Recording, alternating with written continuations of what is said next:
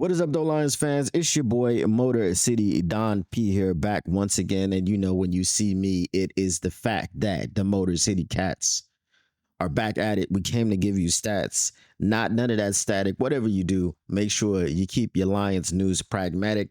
We got a little bit of a lengthy one here today, so we're going to go ahead and get right into it. There is an article written by Max Damara of Sideline Report. And he says a key warnings issued to young Lions defensive linemen heading into camp. So we're talking about some training camp battles. And I think we're going to have a few of them, a little bit more than people may realize, because regardless of what we may think about the draft class and who they got and did they get who we wanted them to get and all these things, I think they did get some guys that are going to be really good. And they're going to push for some playing time. We do look at them as depth guys, obviously, from the beginning, but, you know, they're rookies. So some of them might surprise you in a good way. Some of them might surprise you in a bad way, but you got to strap in and see who does what. And that is what the training camp battles are for.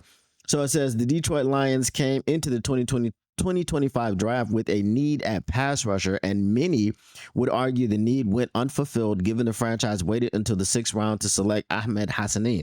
Now, I did say earlier in a live from earlier today, or I would say last night, you know, U.S. time, that I'm not going to sit here and get really excited about a 6th round rookie. I've never gotten excited about a 5th round rookie. The 4th round, the only rookie that you could talk about really was Amon-Ra St. Brown, because when you put on the tape, you didn't really understand why he slipped all the way down to the 4th round. Maybe it was the 40 time or whatever the case may be. But if you passed on him because of the 40 time, you really messed up. It's a lot of teams out there that messed up. So if it's a late round guy, bro, I mean, even James Houston was coming off of 19 sacks, although it was in the SWAC, right? But even him, you know, I didn't really get excited. Now I got excited when he had 8 sacks in 7 games, but just seeing a guy that comes in round 5, 6, 7, I just have trouble getting excited about those guys, because they were drafted there for a reason most of the time. Sometimes you're like, man, I can't believe this guy slipped, just like Amon-Ra St. Brown. So hopefully we'll have some people turn out to be more Amon-Ra St. Browns, more late round diamonds in the rough that Brad is good at finding. And I guess maybe because he's so good at finding those things, or those guys, I should say, then maybe that's why we have the expectation almost. You know, if you guys have noticed that, let's go back through your fandom and just be like, you know, we really have kind of an expectation for all these 6th and 7th round players to make the team and to make impacts, which is why we held out hope so long for Antoine Green. It's like, okay, well, if Brad Holmes drafted you and he drafted you in the 7th round, you're expected to make the team and be a contributor. So I guess that's what that is. But let's go ahead and continue. So though Hassan could have a bright future, he has a long way to go before he gets on the field, given the players he will now be competing with in Detroit. More directly, he could be set to take on a hungry youngster in Josh Pascal for a role next season.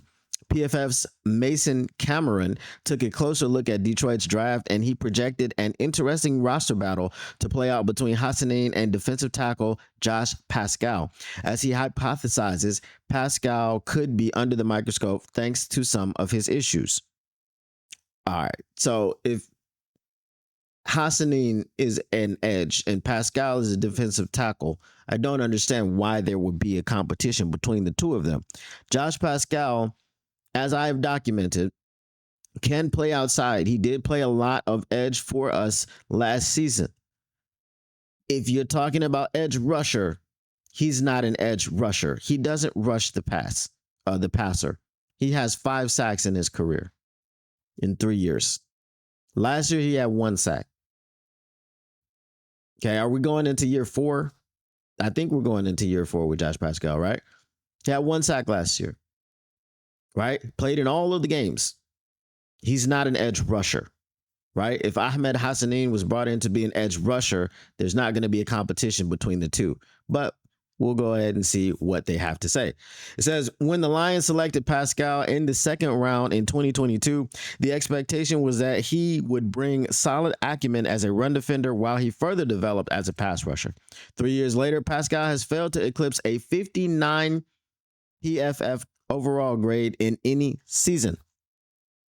Needless to say, that won't cut it for a contender looking for more up front. Despite being a bit of a raw talent, Hassanin brings effort and physicality at the point of attack, which will lead to him being a favorite of Lions coaches, even though he lacks elite athletic traits.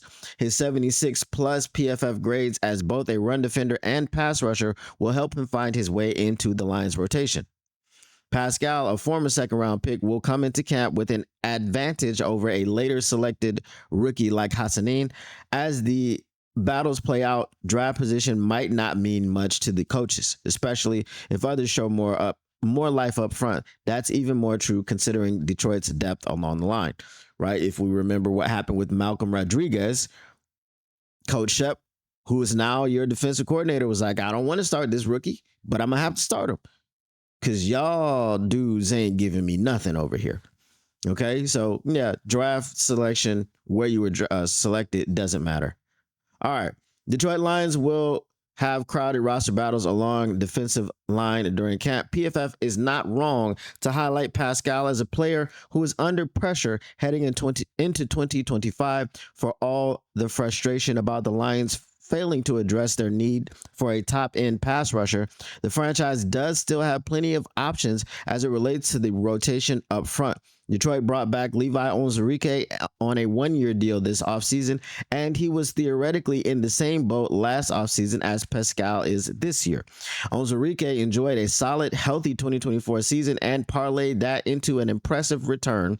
Pascal will be hoping for the same thing. Now, an impressive return, I'm guessing, because I'm not going to click on the link to go out of the article. An impressive return is talking about his $5.5 million salary. Okay, I guess that's impressive. It's more than I make, right? I'm definitely not making $5.5 million for a year. So I guess.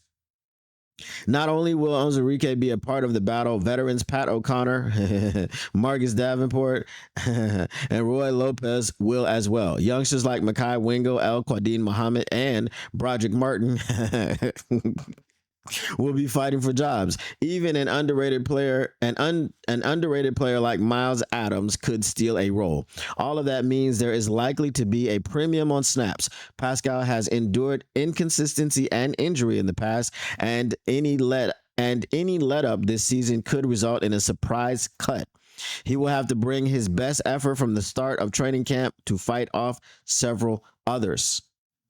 Okay. And that is the end of the article. So whatever you guys think about the article, let me know about your comments, or let me know your comments below in the comment section.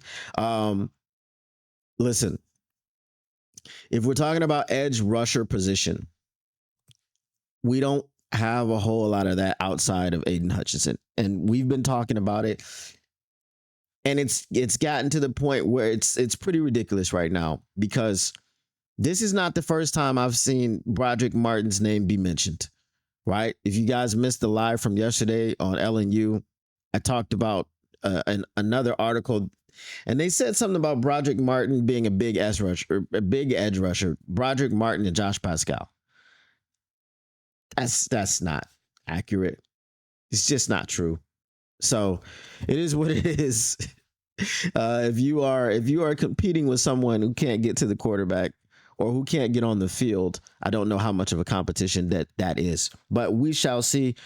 Like I said, whatever you guys think, let us know in your comments below. And we are out of here, as the Motor City Cats are back at it. We came to give you stats, not static. Whatever you do, make sure you keep your Lions news pragmatic. And we are out. Peace.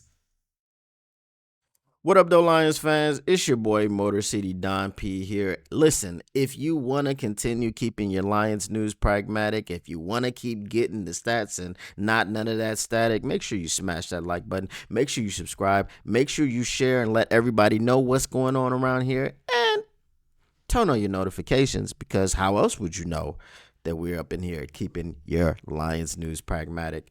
Appreciate you once again, and we are out. Peace.